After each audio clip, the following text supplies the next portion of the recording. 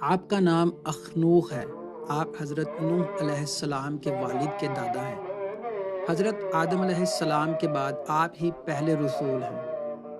آپ کے والد حضرت شیس بن آدم علیہ السلام ہیں۔ سب سے پہلے جس شخص نے قلم سے لکھا وہ آپ ہی ہیں۔ کپڑوں کے سینے اور سلے ہوئے کپڑے پہننے کی ابتدا بھی آپ ہی سے ہوئی۔ اس سے پہلے لوگ جانوروں کی کھالیں پہنتے تھے۔ سب سے پہلے ہتھیار بنانے والے، ترازو اور پیمانے قائم کرنے والے اور علم نجوم و حساب میں نظر فرمانے والے بھی آپ ہی ہیں۔ یہ سب کام آپ ہی سے شروع ہوئے۔ اللہ تعالیٰ نے آپ پر 30 صحیفے نازل فرمائے اور آپ اللہ تعالیٰ کی کتابوں کا بکثرت درس دیا کرتے تھے، اسی لیے آپ کا لقب ادریس ہو گیا۔ اور آپ کا یہ لقب اس قدر مشہور ہو گیا کہ بہت سے لوگوں کو آپ کا اصلی نام معلوم ہی نہیں۔ قرآن مجید میں آپ کا نام ادریس ہی ذکر کیا گیا ہے۔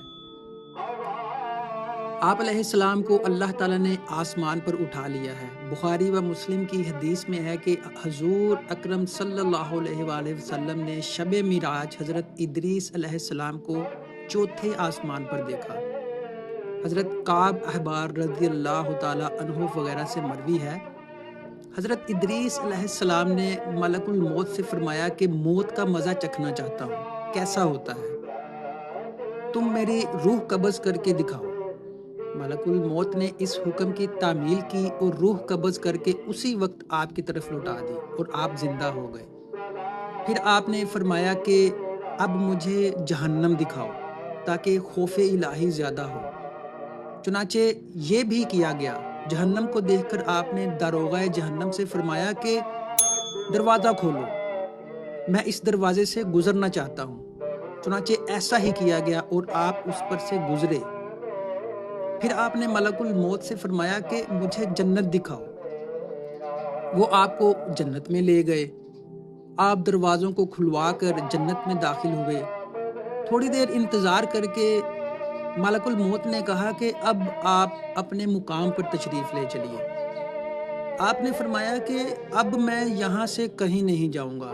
اللہ تعالیٰ نے فرمایا کہ کل نفس ذائقۃ الموت، تو موت کا مزہ میں چکھ ہی چکا ہوں۔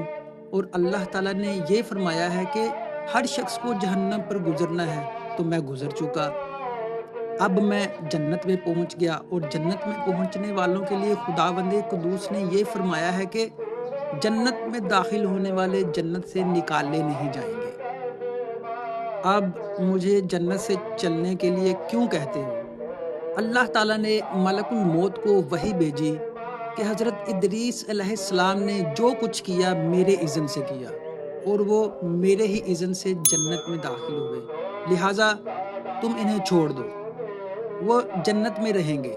چنانچہ حضرت ادریس علیہ السلام آسمانوں کے اوپر جنت میں ہیں اور زندہ ہیں۔ حضرت ادریس علیہ السلام کے آسمانوں پر اٹھائے جانے اور ان کو ملنے والی نعمتوں کا مختصر اور اجمالی تذکرہ قرآن مجید کی سورہ مریم میں ہے۔ ترجمہ کنز ایمان ہے، اور کتاب میں ادریس کو یاد کرو، بے شک وہ صدیق تھا، غیب کی خبریں دیتا، اور ہم نے اسے بلند مکان پر اٹھا لیا۔ یہ ہیں جن پر اللہ نے احسان کیا، غیب کی خبریں بتانے والوں میں سے آدم کی اولاد سے۔ واللہ تعالی اعلم ورسولہ اعلم۔